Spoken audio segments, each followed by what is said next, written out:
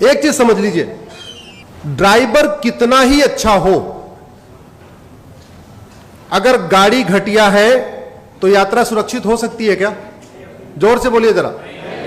Driver अच्छा हो लेकिन गाड़ी घटिया हो, यात्रा सुरक्षित हो सकती है? मिस्त्री अच्छा हो लेकिन बिल्डिंग मटेरियल खराब हो, घर सुरक्षित हो सकता है?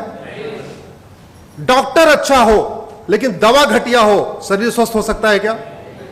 ऐसे ही शासक कितना ही अच्छा हो, कितना ही मेहनती हो, कितना ही ईमानदार हो, कितना ही राष्ट्रभक्त हो, लेकिन अगर कानून घटिया है, न्यायिक व्यवस्था जो है कमजोर पड़ गई है, तो याद रखिए न माओवाद कम होगा, न नक्सलवाद कम होगा, न अलगाववाद कम होगा, न धर्मांतरण कम होगा, न जिहाद कम होगा, न मजहबी उन्माद कम होगा, न कट्टरवाद कम होगा, न घूसखोरी कम होगी, न जमाखोरी कम होगी, न मिलावटखोरी कम होगी, न कालाबाजारी कम होगी, न नशा तस्करी कम होगी, न मानव तस्करी कम होगी, कुछ भी कम नहीं होगा।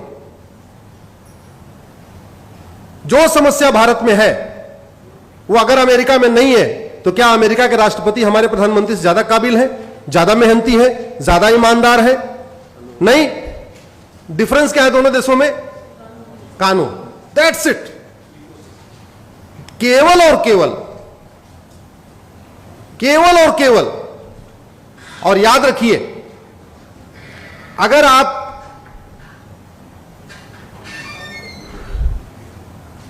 इसको सुधारेंगे नहीं तो कुछ भी ठीक नहीं हो, कुछ भी ठीक नहीं हो सकता। आखिर क्या कारण है भारत में रोहिंग्या बांग्लादेशी घुसपैठी आते हैं? एक मेरी पीआईएल चल रही है, माननीय विकास सिंह जिसमें अपियर भी करते हैं। 2017 में मैंने पीआईएल फाइल किया था कि भारत में 5 करोड़ रोहिंग्या बांग्लादेशी आ चुके हैं। ये रोहिंग्या बांग्लादेशी अमेरिका क्यों नहीं जाते, सिंगापुर क्यों नहीं जाते, चाइना क्यों नहीं जाते, फ्रांस क्यों नहीं जाते, भारत क्यों आते? क्योंकि हमारा कानून घटिया है। हमारे यहां 1946 का फॉरेनर एक्ट चल रहा है, वो फॉरेनर एक्ट एकदम टीथलेस है, उसमें कोई दांत नहीं है। उन सबको पता है, बाहर वालों को, कि यहां घुस जाओ, एक बार घुस गए कोई दिक्कत नहीं। और जो सबसे बड़ी समस्या है, एक कड़वी सच्चाई आप इसको समझिए, घुसपैठिए घूस दे के आते हैं, घूस दे के आधार बनवाते हैं, घूस दे के राशन कार्ड बनवाते हैं, घूस दे के बर्थ सर्टिफिकेट बनवाते हैं, घूस दे के ड्राइविंग लाइसेंस बनवाते हैं, और घूस दे के वोटर आईडी बनवाते हैं। अब सवाल यह है कि भारत में लोग 2-2, 3-3 हजार रुपए दे के 5-5, मतलब 10-12 हजार रुपए में 5-6 डॉक्यूमेंट तैयार करा लेते हैं। ऐसा अमेरिका सिंगापुर में क्यों नहीं करा लेते? क्योंकि हमारे यहां आप फर्जी डॉक्यूमेंट बना दीजिए आधार, अब वो आधार आपने फर्जी बनाया है, यह सिद्ध करने के लिए कम से कम डिस्ट्रिक्ट कोर्ट से लेकर सुप्रीम कोर्ट तक आपको लड़ना पड़ेगा। हमारे यहां लोग फर्जी पासपोर्ट बना के क्यों, कैसे दे देते हैं? फर्जी ड्राइविंग लाइसेंस, घर बैठे बैठे ड्राइविंग लाइसेंस मिलता है कि नहीं मिलता? घर बैठे बैठे और वोटर आईडी आती है, घर बैठ के आपके आधार आता है, घर बैठ के आपका राशन, सारे डॉक्यूमेंट कैसे आ जाते हैं? इसलिए मैं फिर से कह रहा हूं कि अगर आप वास्तव में इस देश को सुधारना चाहते हैं, हम चाहते हैं इस देश में रूल ऑफ लॉ हो, इस देश में कानून का शासन हो, तो सबसे पहले हमें कानून बदलना पड़ेगा, और जिसकी कोई लागत नहीं है, जिसकी कोई लागत नहीं है। कानून बदलने की कोई लागत नहीं है। हम हजारों करोड़ रुपए खर्च करके हाईवे बना लेते हैं, हजारों करोड़ रुपए खर्च करके एयरपोर्ट बना लेते हैं, हजारों करोड़ खर्च करके हम रेलवे लाइन की बिछा लेते हैं, लेकिन हम कानून नहीं बनाते जो फ्री में बन सकता है। 1 लाख करोड़ रुपए खर्च करके आप हाईवे बनाएंगे, ज्यादा से ज्यादा उसमें 1 करोड़ लोगों को बेनिफिट होगा।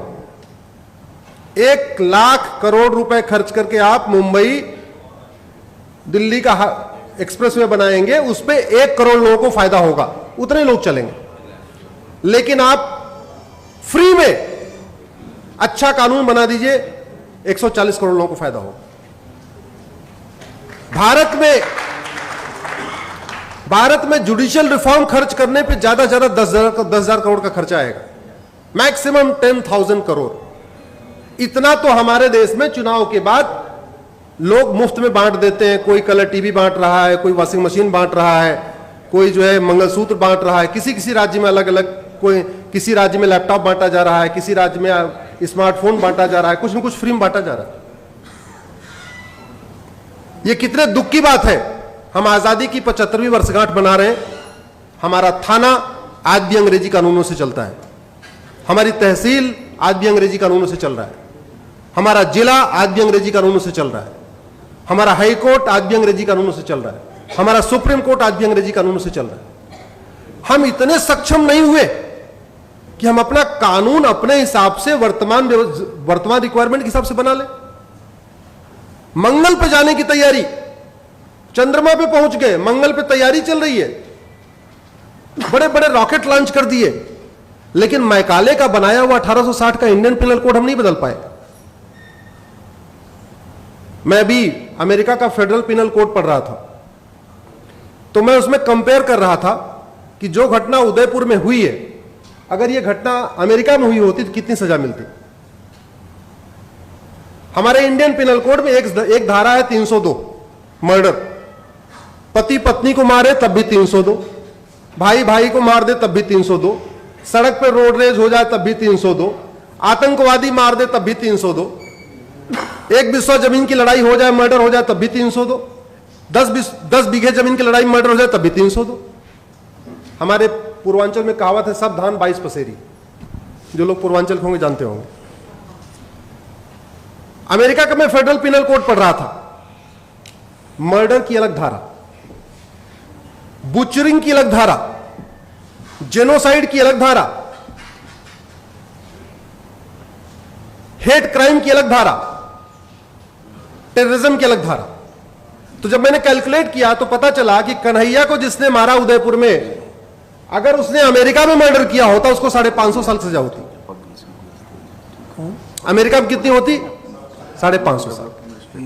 भारत में कितनी होगी? आजीवन कारावास, फांसी नहीं होगी। फांसी हुई क्या पिछले 20 साल में? बताइए। याकूब मेनन के अलावा और अफजल गुरु के अलावा किसी को फांसी हुई? जबकि हर हफ्ते एक दो लोगों को मार दिया जाता है। नहीं हुई फांसी।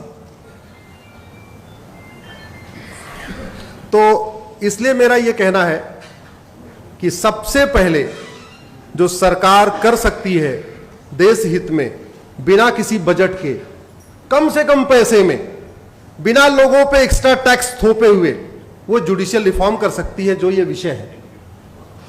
और जहां तक बात करप्शन की है, केंद्र और राज्य का टोटल बजट 70 लाख करोड़ रुपए है। कितना है भैया? इस 70 लाख करोड़ का 20% घूसखोरी, कमीशनखोरी, दलाली, कटमनी, तोलाबाजी में चला जाता है। 70 लाख करोड़ का बजट का 20% का मतलब हुआ 14 लाख करोड़। यह 14 लाख करोड़ बचाया जा सकता है। यह 14 लाख करोड़ बचाया जा सकता है अगर उस पर गंभीरता के साथ चर्चा हो। कैसे बच सकता है? सरकार 80 करोड़ लोगों को मुफ्त में राशन दे रही है। इसका मतलब 80 करोड़ लोग पर डे 150 रुपए से कम खर्च करते हैं। सरकारी आंकड़े बताते हैं कि 110 करोड़ लोग पर डे 100 रुपए से कम खर्च करते हैं। तो भारत के 110 करोड़ लोग पर डे 100 रुपए से कम खर्च करते हैं, यानी 80% लगभग। जो 20% लोग 100 रुपए से ज्यादा खर्च करते हैं, उनके पास एटीएम है, पेटीएम है, भीम है, यूपीआई है, डेबिट कार्ड है, क्रेडिट कार्ड है। तो फिर ये 500 और 2000 की नोट किस लिए? जो 20% लोग 100 रुपए ज्यादा खर्च करते हैं, उनके पास सब है। जो खर्च नहीं करते, उनको 2000 नोट की जरूरत नहीं है। अगर हम 100 रुपए से बड़ी नोट बंद कर दें तो 25% भ्रष्टाचार तुरंत खत्म हो जाएगा, तुरंत खत्म हो जाएगा। और भ्रष्टाचार खत्म होने का मतलब 25% भ्रष्टाचार खत्म होने का मतलब 25% घुसपैठ खत्म हो जाएगी, 25% धर्मांतरण खत्म हो जाएगा, 25% अलगाववाद खत्म हो जाएगा, 25% आपका खालिस्तानी अलगाववाद खत्म हो जाएगा। सभी जितनी देश विरोधी गतिविधियां हैं सब 25% कम हो जाएंगी, क्योंकि कोई भी देश विरोधी एंटी नेशनल एक्टिविटी फ्री में नहीं होती, सब बाकायदा पैसे से होती है।